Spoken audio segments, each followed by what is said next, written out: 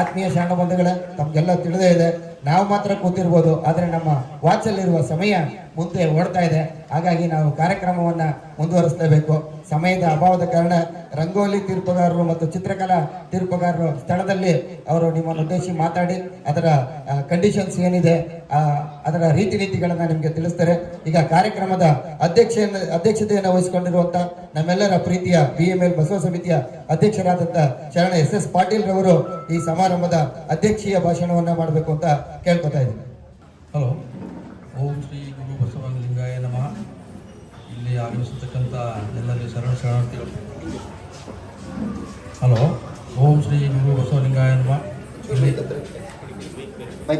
ಆಗಮಿಸಿರುವ ಎಲ್ಲ ನನ್ನ ಶರಣ ಬಂಧುಗಳಿಗೆ ಶರಣಾರ್ಥಿಗಳು. ಇಂದು ನಾವು ಬಸವ ಜಯಂತಿ 2025 ಅಂಗವಾಗಿ ಒಂದು ಸ್ಪರ್ಧಾ ಕಾರ್ಯಕ್ರಮ ಹಮ್ಮಿಕೊಂಡಿದ್ದೇವೆ. ಅದಕ್ಕೆ ಮುಖ್ಯವಾಗಿ ನಮ್ಮ ಈ ಉದ್ಘಾಟನೆ ಒಂದು ಸಮಾರಂಭಕ್ಕೆ ಆಗಮಿಸತಕ್ಕಂಥ ಶ್ರೀ ಮನೋಹರ್ ಕೋಟೆಯವರೇ, ಮಾಜಿ ಉಪಾಧ್ಯಕ್ಷರು ಹಾಗೂ ಹಾಲಿ ನಿರ್ದೇಶಕರು BML ನೌಕರ ನಿರ್ಮಾಣ ಸಹಕಾರ ಸಂಘ.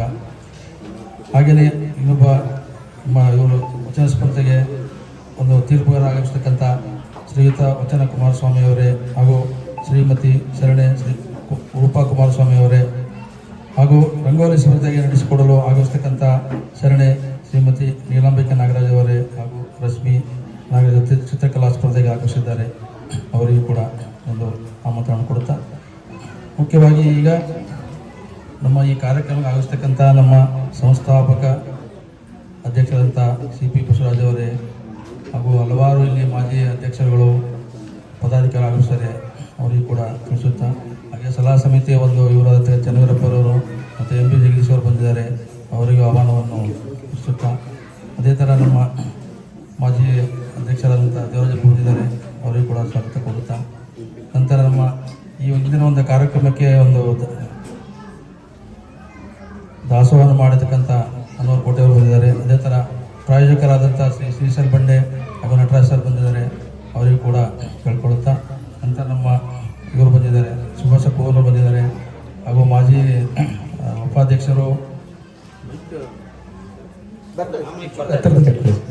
ಹಲೋ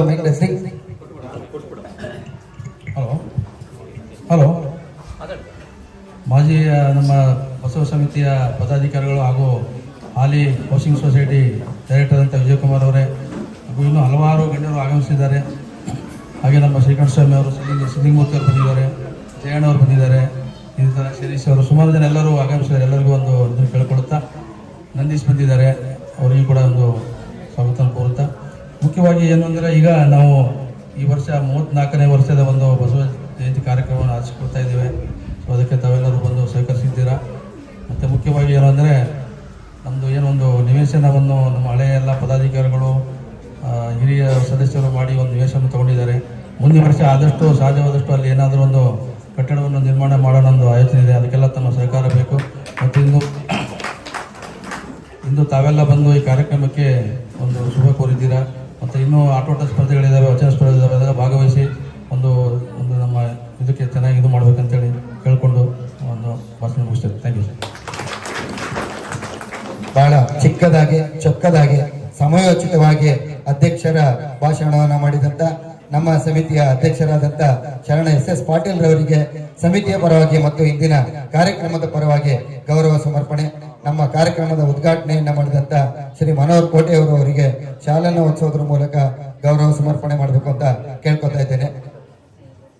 ಹಾಗೆ ವೇದಿಕೆಯಲ್ಲಿರುವಂತ ವಚನ ಕುಮಾರಸ್ವಾಮಿ ಅವರು ಅವರಿಗೆ ಮಾಲಾರ್ಪಣೆ ಮಾಡೋದ್ರ ಮೂಲಕ ನಮ್ಮ ಸಮಿತಿಯ ಈ ಗೌರವ ಸಮರ್ಪಣೆಯನ್ನ ನಮ್ಮ 2025-28ನೇ ಸಾಲಿಗೆ ಬಸವ ಸಮಿತಿಯ ನೂತನ ಅಧ್ಯಕ್ಷರಾಗಿ ಆಯ್ಕೆಯಾಗಿ ಇಂದು ಪ್ರಥಮ ಕಾರ್ಯಕ್ರಮವನ್ನು ನಾವು ಅವರ ಅಧ್ಯಕ್ಷತೆಯಲ್ಲಿ ಮಾಡ್ತಾ ಇದ್ದೇವೆ.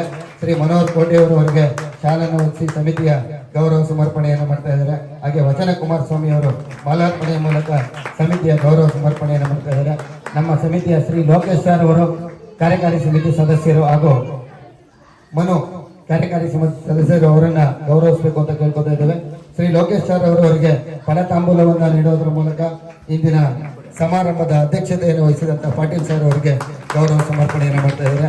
ಹಾಗೆ ಶ್ರೀ ಮನು ಅವರು ಕಾರ್ಯಕಾರಿ ಸಮಿತಿ ಸದಸ್ಯರು, ಅವರಿಗೆ ಈ ನೆನಪಿನ ಕಾಣಿಕೆಯನ್ನು ನೀಡೋದ್ರ ಮೂಲಕ ಈ ಗೌರವ ಸಮರ್ಪಣೆಯನ್ನು ಮಾಡ್ತಾ ಇದ್ದಾರೆ. ಮತ್ತೊಮ್ಮೆ ತಮ್ಮೆಲ್ಲರ ಜೋರು ಚಪ್ಪಾಳೆಯೊಡನೆ ಶ್ರೀ ಪಾಟೀಲ್ ಸರ್ ಅವರು ಹಲವಾರು ಕನಸುಗಳೊಡನೆ ನಮ್ಮ ಸಮಿತಿಯ ಅಧ್ಯಕ್ಷರಾಗಿದ್ದಾರೆ. ನಮಗೆ ಒಳ್ಳೆಯ ಕ್ಯಾಪ್ಟನ್ ಸಿಕ್ಕಿದ್ದಾರೆ.